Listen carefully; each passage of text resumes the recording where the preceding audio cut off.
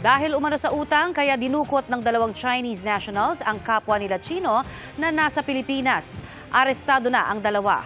Nakatutok si June Veneracion. Sila ang dalawang Chinese national na inaresto ng PNP Anti-Kidnapping Group. Sangkot umano ang dalawa sa kidnapping ng kapwa nila Chinese. Ang biktimang Chinese businessman na rescue. Nangyari raw ang insidente sa isang kasino sa Pasay City. Natatalo na raw sa sugal ang biktima. Kaya nang hiram sa mga suspect na mga umano'y casino loan shark. Nakautang siya ng 180,000. And then nung sumingi-singil na siya, nagdidiman na siya ng 1.8 million. Malaki yung interest pag nangutang ka sa casino. Dahil hindi nakabayad ang biktima, dinukot na siya ng mga suspect at itinago sa isa pang hotel sa Pasay City. Nakatawag ang biktima sa kanyang asawa na nagsumbong naman sa mga pulis. Ito ay nakidnap early morning ng May 19. And then in the afternoon, nakaresponde kagad kami at na-rescue kagad namin yung victim at na-arresto namin yung suspect. Nasampahan na sa Department of Justice ng reklamong kidnapping and serious illegal detention ang mga suspect. Sinusubukan pa naming makuha ang kanilang panig. Sa datos ng PNP Anti-Kidnapping Group, siyam ang kidnapping cases mula January hanggang May ngayong taon. 13 naman kumpara sa parehong panahon ng 2023. Mga Chinese ang karamihan sa mga biktima. Para sa GMA Integrated News, June Veneracion, Nakatutok, 24 oras. Ngayong nagsisimula ng umulan, pinag-iingat ng Health Department ang publiko sa mga posibleng mausong sakit gaya ng mala, trangkasong mga sintomas. Nakapagtala pa naman itong makarang araw ng bahagyang pagdami ng kaso ng COVID-19. Nakatutok si Ivan Mayrina. Salita na naman ng init-lamig ngayon habang tila nagtatransisyon ng tag-init sa tag-ulan. Wild weather ba? Tila wild din daw ang mga sakit na posibleng mauso sa mga susunod na araw, lalo pag tag-ulan na talaga. W, para sa waterborne diseases o mga sakit na maaaring makuha sa pag-inom ng kontaminadong tubig dahil sa mga pagbaha. I, para sa influenza-like o malatrangkaso mga sintomas tulad ng ubo, sipon at pananakit ng katawan. Bakit dumadami ang nagsisipon, nagsusore throat? Maaaring dahil yan sa pagbago ng panahon ng ating lalamunan. Naninibago sila dun sa tubig sa hangin. Nai-irritate yung lining ng ating mga lalamunan at ilong. Huwag din daw kalimutan ng L o leptospirosis dahil sa mga pagbaha at ang dengue at iba pang sakit na dala ng mga lamok tulad ng Zika at chikungunya. Pag medyo malamig, maraming tubig, kung saan namumugad itong mga lamok, talagang tumataas ang dengue. Bukod sa wild diseases, binabantayan din ang tumataas sa kaso ng COVID-19 dahil posibleng humina na ang bisa ng mga tinanggap na COVID-19 vaccines sa pandemya. Ito rin ang tinitignan dahilan ng Ministry of Health ng Singapore sa biglang lobo ng mga kaso roon.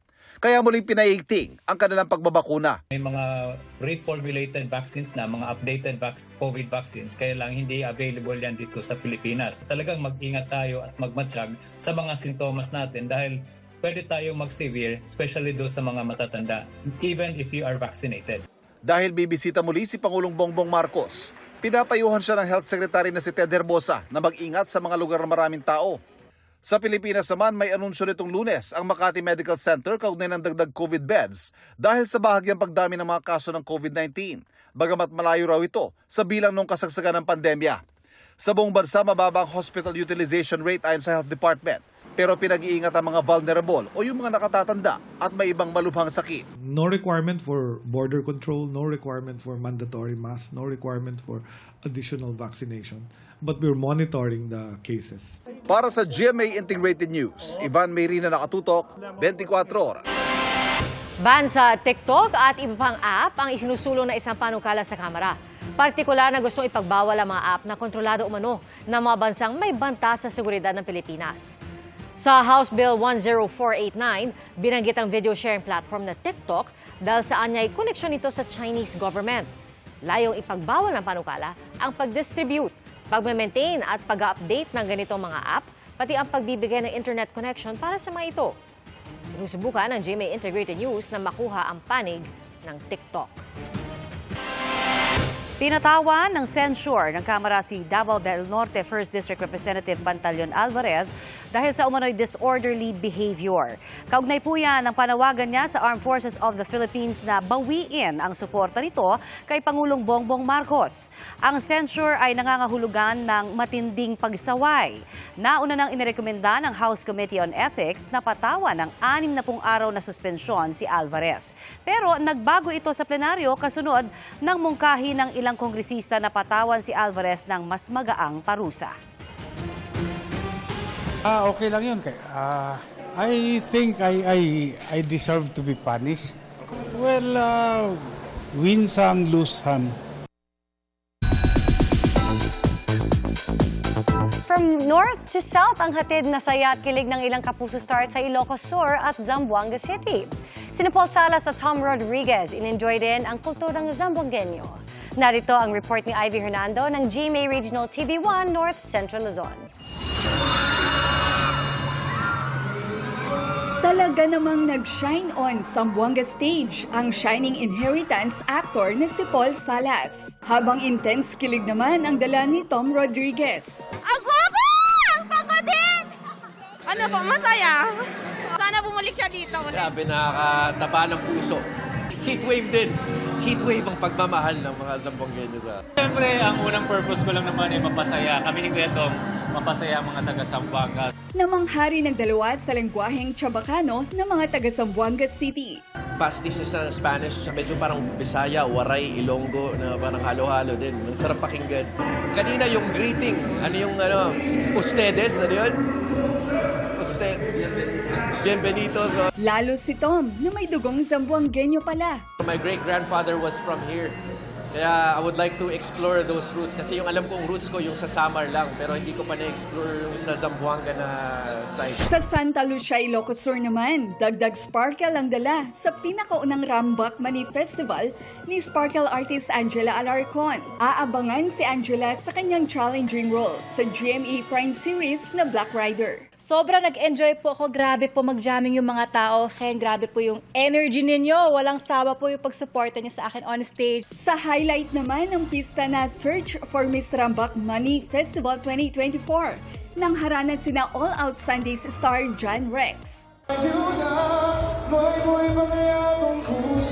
At Kapuso actor Mike Tan.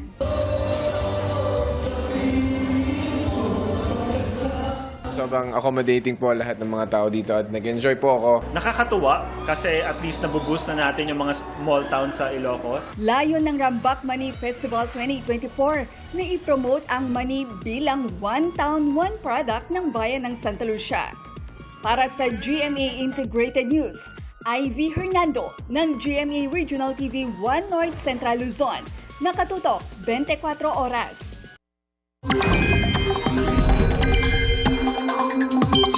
Mga kapuso, maging handa po dahil nasa loob na ng Philippine Area of Responsibility yung minomonitor na low pressure area at posibleng bukas isa na yung ganap na bagyo. Sa layong 680 kilometers, silangan ng Davao City, huling namata ng nasabing LPA. Ayon sa Pag-asa, inaasahang lalakas yan bilang bagyo sa loob ng 24 oras na tatawaging Bagyong Aghon, ang kauna-unahang bagyo sa PAR ngayong taon. Sa magiging galaw nito sa mga susunod na araw, kikilos yan pahilagang kanluran hanggang Sabado. Lalapit sa Eastern Visayas at Bicol Region kung saan hindi rin iaalis ang posibilidad nitong maglandfall. Pagsapit ng linggo, unti-unting magbabago ang direksyon nito habang nagre-recurve o lumilihis ng papalayo sa bansa. Simula ngayong gabi, ramdam na ang epekto ng mga kaulapan ng LPA sa ilang bahagi ng bansa, kasabay ng patuloy na pag-iral ng easterlies. Base sa datos ng Metro Weather, halos maghapon uulanin bukas ang malaking bahagi ng Visayas at Mindanao dahil sa trough o bahagi ng LPA. May heavy to intense rains sa maraming lugar, lalo sa Samar at Leyte provinces, Caraga, Davao Region, kaya maging alerto sa banta ng baha o landslide. Bagamat malayo sa LPA, may pag-ulan din sa Northern at Central Luzon, Bicol Region, Mimaropa at Calabarzon dahil sa thunderstorms. Mataas din ang tsansa ng ulan bukas sa Metro Manila, lalo po sa bandang hapon. Samantala, kahit may nagbabadyang sama ng panahon, ilang lugar pa rin ang makararanas ng matinding init. Base sa forecast ng Pag-asa, posibleng umabot ang pinakamataas na heat index bukas sa 45 at 46 degrees Celsius. Hinatulang guilty ng Korte Suprema si Presidential Advisor Larry Gadon para sa gross misconduct. Sinang-ayunan ng Korte Suprema ang findings ng Integrated Bar of the Philippines na nagsinungaling si Gadon under oath nang sabihin niyang pineke ni dating Chief Justice Maria Lourdes Sereno ang isang temporary restraining order kahit hindi naman. Disbarment ang parusa sa gross misconduct pero dahil disbarred na si Gadon noong 2023, hindi na ito ipapataw. Gayunman, maitatala pa rin ito sa kanyang personal record. Pinagmumulta rin siya ng 150,000 pesos at hindi na rin siya eligible o karapat-dapat na makatanggap ng judicial clemency o pagpapatawad.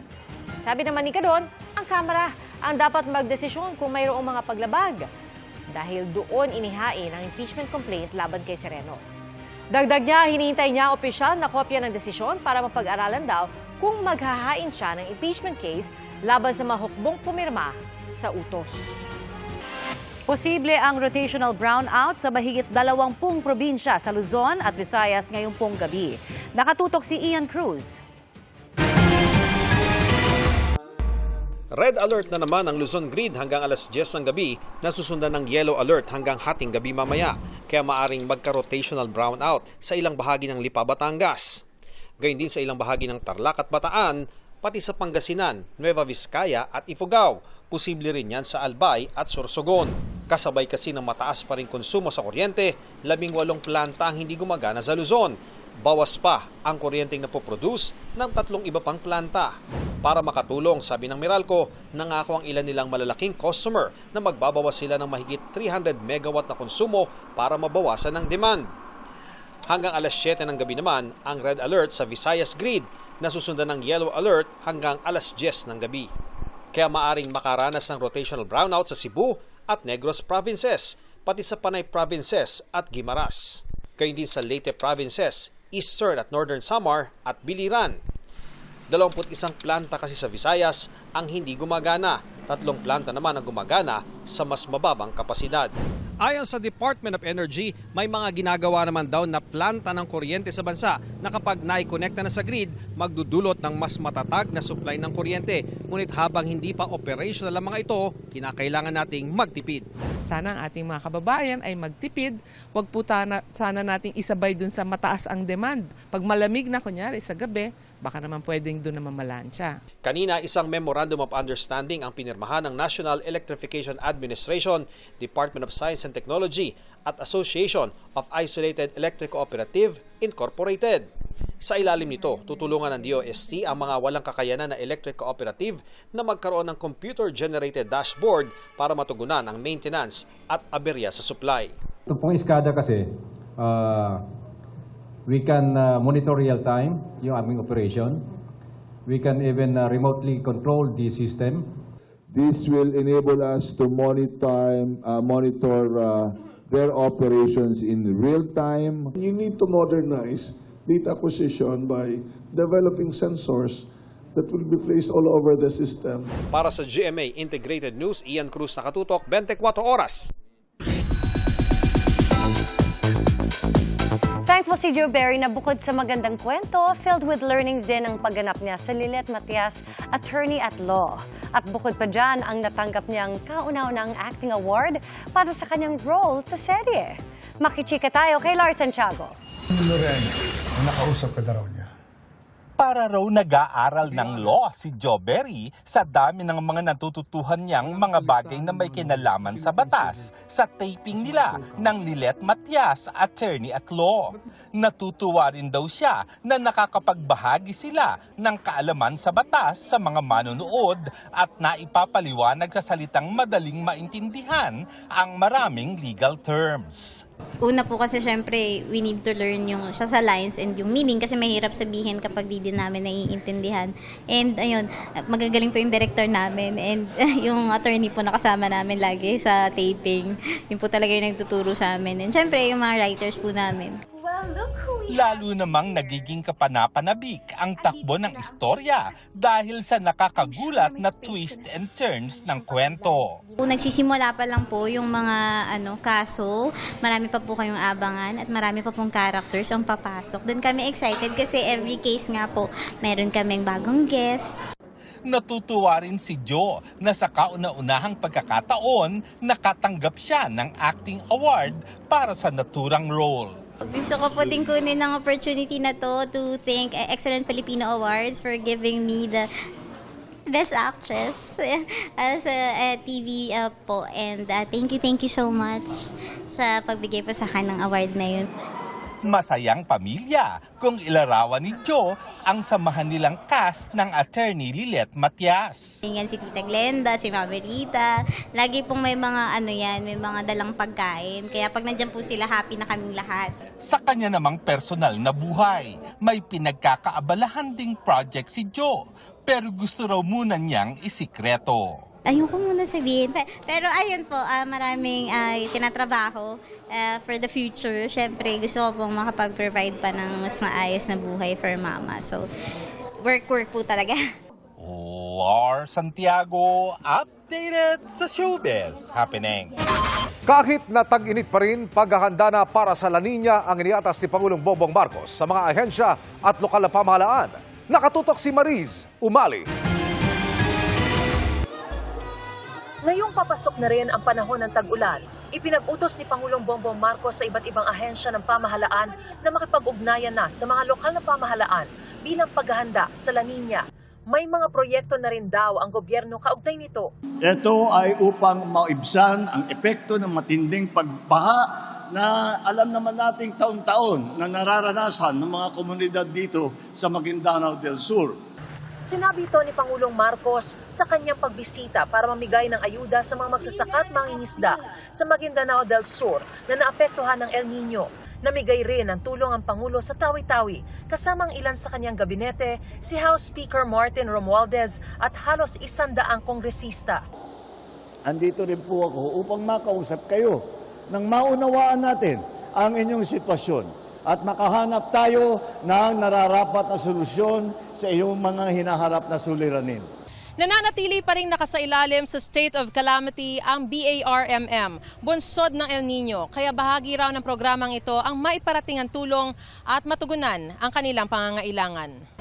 Aabot sa 700 million pesos na halaga ng programa at cash aid ay pinamahagi sa 135,000 na benepisyaryo sa Tawi-Tawi. Namigay din ng ayuda ang DSWD, iba pang ahensya ng gobyerno at ang Office of the House Speaker. Mula rito sa Tawi-Tawi para sa GMA Integrated News, ako si Mariz Umali, nakatutok 24 oras.